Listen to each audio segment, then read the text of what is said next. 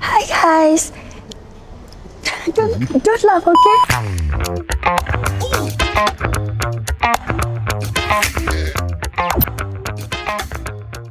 Hello everyone. Terima kasih masih menonton podcast Kena Kupas edisi khas filem Gayong 2. Hari ni kita lain sikit tau. Kita berjalan ke One World Hotel. Bersama kita adalah pelakon kacap Bobby Tonelli. Suara I pun dah gau-gau. Jangan gelak, okey? Minta maaf semua. Okey, jom take a listen. Hello.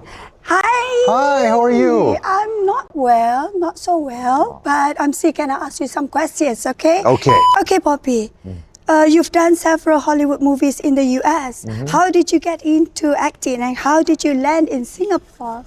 How I got into acting. I guess always done plays and stuff when I was younger as a kid, but I was always playing baseball and sports. And then when I tore my rotator cuff, my shoulder muscle, so I couldn't play professional sports anymore. I really, I had a neighbor. I was living in an apartment kind of complex, and a neighbor of mine was an ex-NFL football player, like not soccer football, but American football. Very good-looking guy. And he's saying, why don't you try doing some of this? And I thought, really? So I took some classes. I really enjoyed it. And I just started auditioning and getting some small parts here and there. And I just really kind of fell in love with it. I mean, being in California and LA and Hollywood and all that stuff, so many people do it, right? But I really enjoyed it because as an only child, a lot of the times I was by myself. I mean, I had friends, but you just sort of create these worlds by yourself to entertain you, when your parents are working or things like that. So I had this very lively imagination. So I just sort of kind of just went along being like a kid again and just finding ways to, take that out there. Wow. And, yeah. All right. Okay. Who was your mentor and who inspired you the most? My mentor. Well, I wasn't really an actor. This is my dad. He passed away in 2000 and I was an only child, but he was I think as you grow up, you have your mom and your dad and your family and everybody else around you, but he was the one that really taught me about perseverance and practice and work ethic and also being a good person. And so he was my hero all the way. Yeah. Okay. And how did you land in Singapore? On a plane. Okay, of course. It was a long flight, landed in. A little turbulence, but we landed okay. Yeah. So how did you actually be in Singapore? Oh gosh, funny story. So when I wasn't able to play baseball anymore, I was taking odds and ends jobs. I was doing telemarketing, I was doing construction, and a friend of mine was modeling perfumes at a mall. And he's like, hey, why don't you try being a model? But at the time, I was like 90 some kg, had long hair, big burly beard, right? And so wait, what is your weight now? I'm a little bit less than that now. Oh, okay. A little less than that. Yeah. I know I was a very big guy because I was a sports guy. So it wasn't about how I looked, I was just eating whatever and just playing sports and just beefier guy. And so I met a modeling agent and he says, look, you could probably do this, but you got to lose some weight and you got to train and you got to try this out and maybe you could make some money. So I said, okay, sure. And I ended up losing about 15 kgs thereabouts, got to get that slim figure back, Okay. And then they sent my photos out and Singapore was one of the countries that said, yeah, we'd like to take them on as a model. And I thought that'd be great. I'd love to see the world. And why not? So I came in here in 1997 as a model. Yeah, just a couple of years ago, because we're only 25, right? Yeah. But so I came in 1997 and I modeled here for about a few months. And it was during the time that Gianni Versace passed away. He was murdered. And we were the first show out after his passing that we did was in Singapore. So I was casted by the Versace family, as one of the models in the show. Everybody else they brought in, there was only 2 or 3 of us. So I was part of that. It was quite amazing.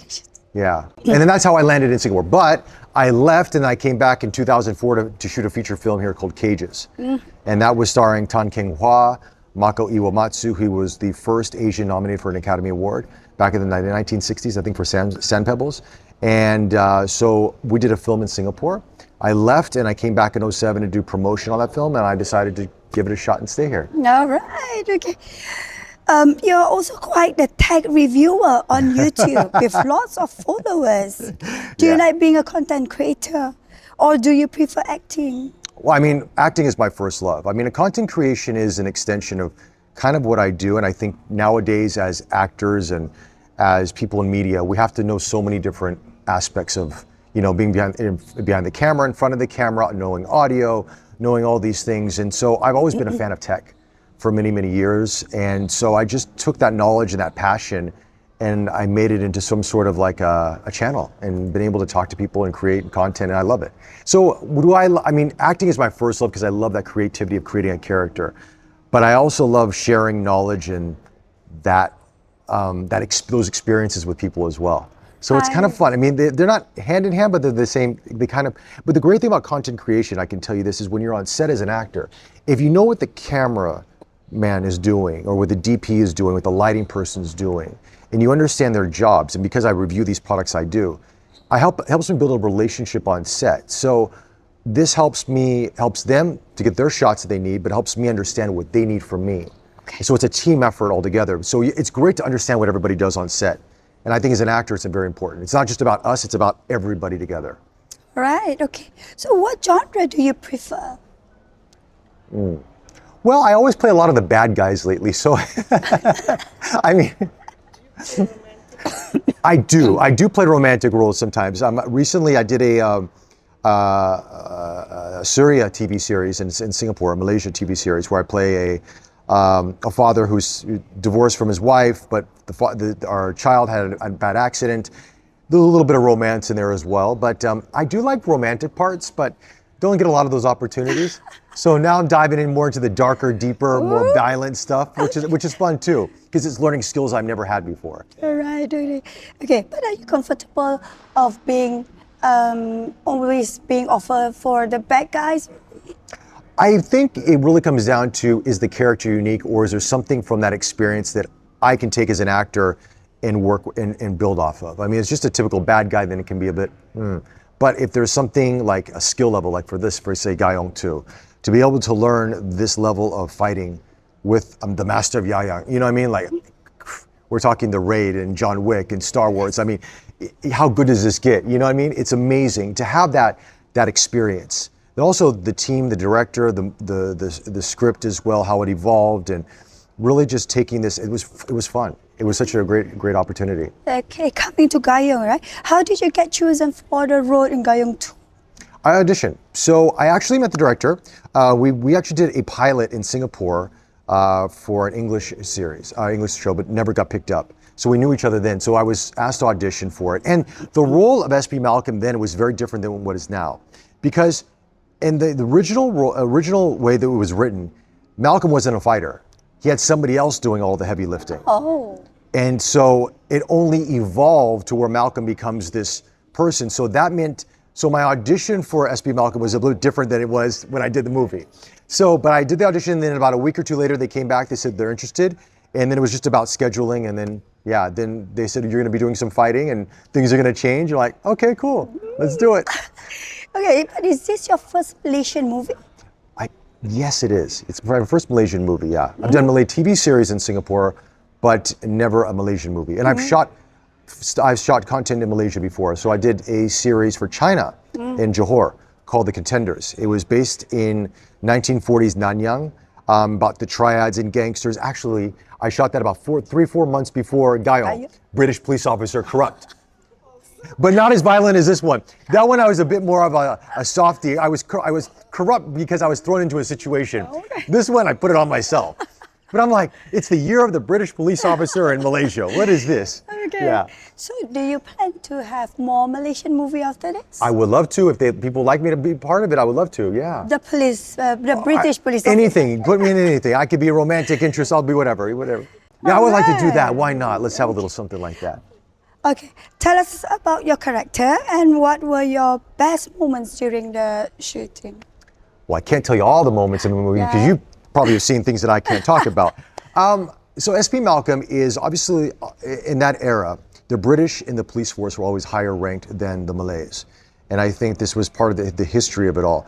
SP Malcolm was, obviously he's probably one of the main antagonists of the film, physically as well, in the scope of it.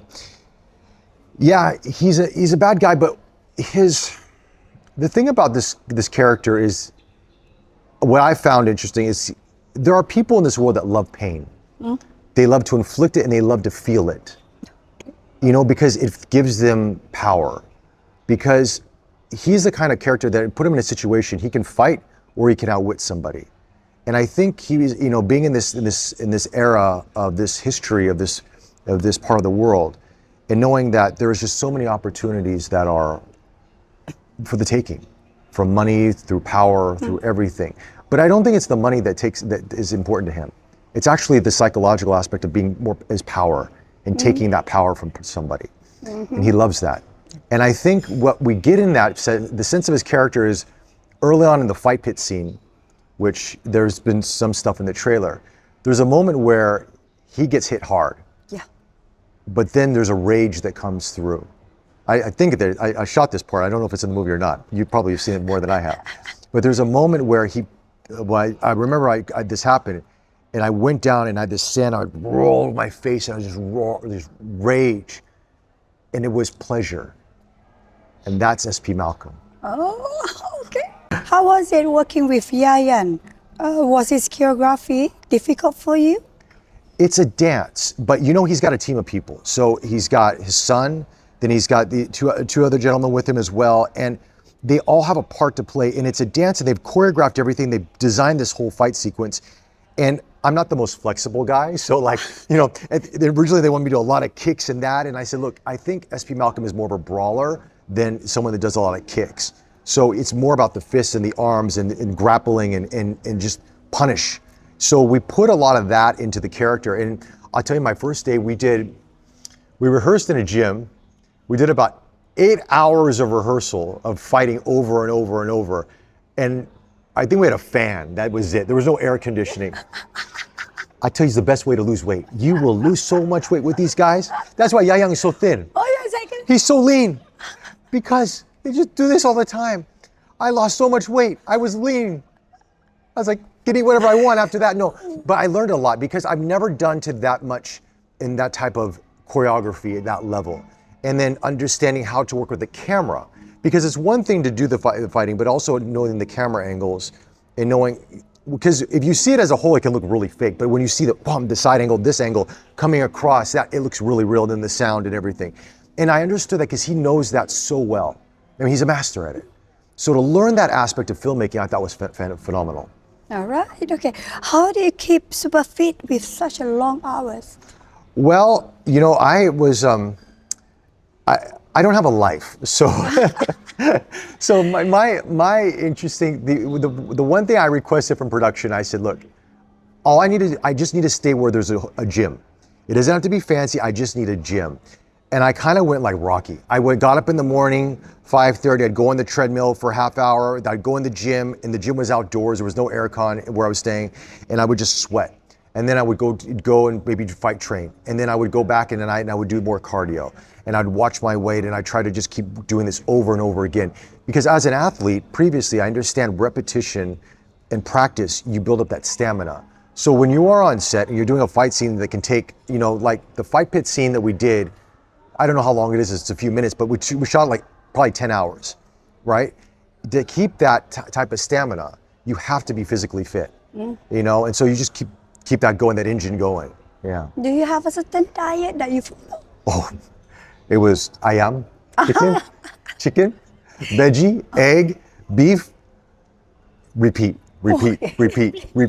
No sauce, very little salt, a lot of water, and that's it, and coffee, and repeat, and repeat. Kan ayam you. Yeah. All right, okay. How did you find the work culture on this set compared to Hollywood? I mean, obviously there's differences. You know, when you're on a Hollywood set, the budgets are massive, you know what I mean? And there's unions and everybody's got their part to play, and it can take a very long time to set up a shot because, you know, you've got maybe 20, 30 lighting people and you've got this crew and that crew. So, but it's all similar when you're down to it. When you're in front of the camera with your actor, with your director, it's all the same. You know, it maybe the other stuff might be bigger, more trucks on set, more people on set, you know, a lot of food. You know, Hollywood, they love to feed you. A lot of food, a lot. You know, the catering budgets are crazy. But when you're in the scene, you're in the scene. So it's exactly the same. All right, okay. Would you work on another Malaysian movie in the future? Love to. I would love to. I mean, if people like what I do in this film and they want to work with me, I'd be more than happy to. Yeah. All right, okay, great. Why have you lived in Singapore for so long? You know, I didn't have a time frame how long I was going to be able to stay in Singapore, obviously. And I think just with the opportunities from, because I'm also an MC and a host and, you know, in the content creation and an actor, and I used to do radio as well. I've had so many opportunities that I was just very blessed. And so what I thought might be a few years ended up being 19 years and counting so far. And so it's kind of like home for me. So when I go back to America, I feel like an outsider. I sound American, but my mindset is much more Asian now. Yeah. Very Asian. Yeah. Okay. Is this your first time to Malaysia? No, I've been to Malaysia a few times, yeah. Okay. Yeah. I've been to Malaysia a few times. Which state that you love most? Okay, I've only been to Ipoh, and I've been to KL and Johor. Because Johor's right across, Okay, we yes, go to yes. Johor. Wait, did I go to Penang? Penang? Yes. No, I'd never been to Penang. You I mean, should. I flew into Penang, and I went to Ipoh, but I didn't stay in Penang. Okay. Shout out to your fan. Hey guys, I'm Bobby Tonelli. Thank you so much for the support, and please watch Gayong 2 coming in cinemas April 9th, and we're very excited. And Emma, thank you so much as well. Thank you. Thank you. And your voice sounds great, by the way. Her voice is fantastic. Yes. Oh, what? You get to get some gifts from us. Oh, thank you so much. From our podcast, Kena Kupas. Kena Kupas, yes. Well, this is a little gift. Is this? This is the mug? Yes. This is the mug. Yes. I've got the official mug now. I've been watching your podcast on Instagram, the clips, and so yes. Thank you. Thank you very much. So thank you for participating in our podcast today. Yeah. Right. Thank you very much. Thank you to One World Hotel. Oh, yeah, That is our official Gayong hotels partners. Macam mana boleh tak ada orang kat dalam ni? Something yang aku tangkap di pasar malam. Apa jadi dengan mereka? Cikgu. Betul ke semua maha guru silat ni kebal? Nonsense. Dah adab ke? Adab tak dapat selesaikan kerja kita. Ini yang dapat selesaikan kerja kita. Sir, I believe with careful planning and your support, this can be done. Look, there are already enough bad people running around in the streets. Why do you want to stop aiming your arrows at your own kind? Malcolm is not our kind. He's corrupted, sir. Do